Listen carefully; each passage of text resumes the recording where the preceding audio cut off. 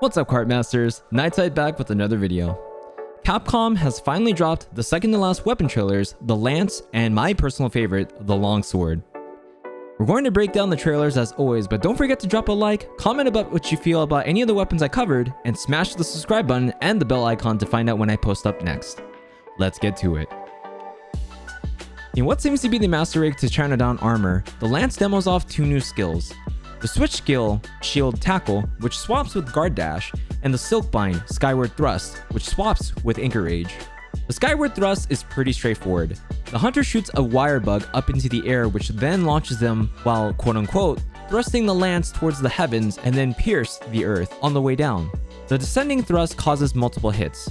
Not much to say about this one, but whether or not it'll get counterframes similar to the Sword and Shield's Met's Shoryugeki has yet to be seen, but at the very least, the attack looks pretty damn cool and it's a damn good option to have, especially against monsters that are flying, as demonstrated in the earlier made digital event trailer. Next up is the Guard Tackle, which although is similar to the Guard Dash has one particular noteworthy difference. As you can see from the blue glow, you'll notice it's kind of similar to the Sword and Shield's Guard Slash. This basically means that if you time the attack at the right moment, it'll have a very specific counterattack that follows up. In the end clip, you'll notice that after the Guard Tackle, it does blunt damage to the barrel's head and then falls right into high thrusts. But in the earlier part of the teaser, you'll notice that the hunter pulling off the tackle right as they're about to get hit, parrying the Barrows attack while following up with a 2-hit combo. What this may mean is if you're too early, the Guard Tackle will still do blunt damage, but will follow through like a Guard Dash. If your timing is spot on, however, you'll most likely follow up with a 2-hit combo. There is a very real possibility that it can also just be an option select, meaning you can choose between which combo you'll do.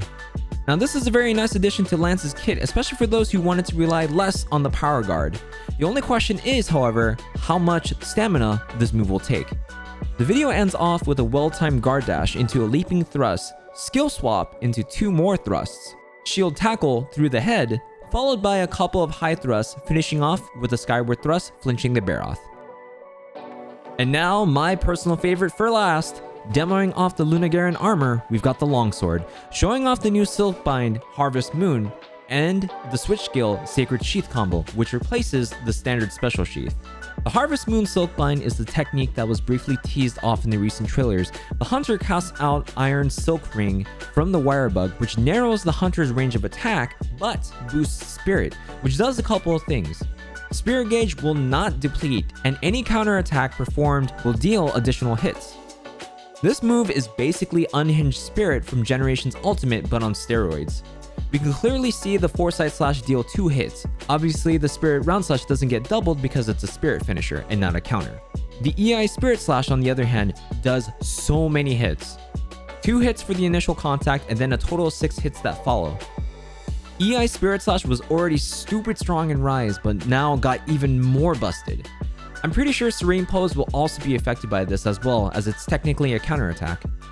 Now the trailer doesn't show what Silkbind Harvest Moon will swap with, but seeing as how the May digital event showed off 5 total switch skills, 1 of which included the Serene Pose, it may be safe to say that Harvest Moon and Serene Pose will swap with one another.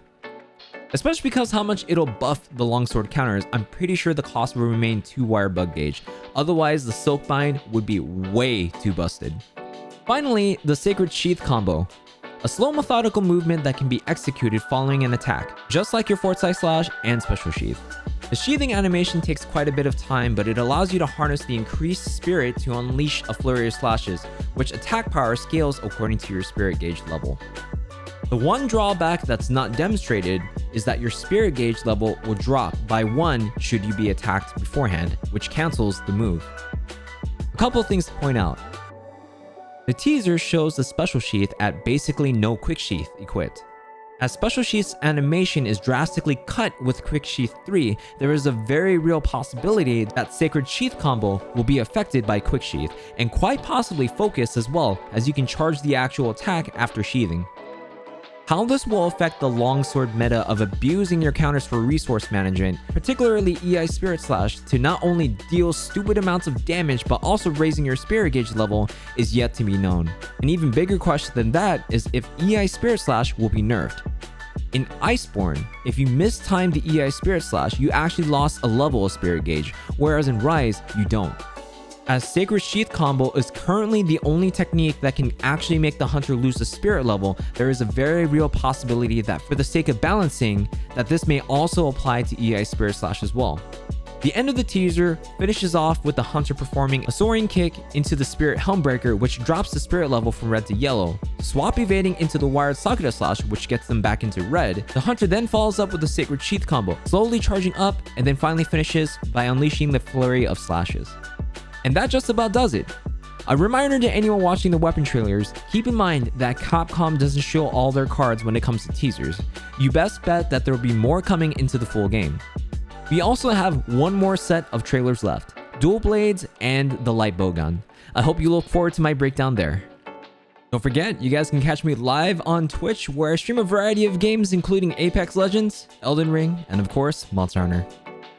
That's it for me, Cart Masters. As always, get mad, get sad, have fun, and I'll catch you in the next video. Bye!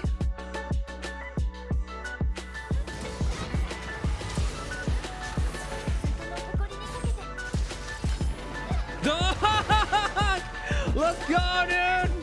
Easy. Easy, dude. Easy. Go, you can have that dunk for the low price of $3.99.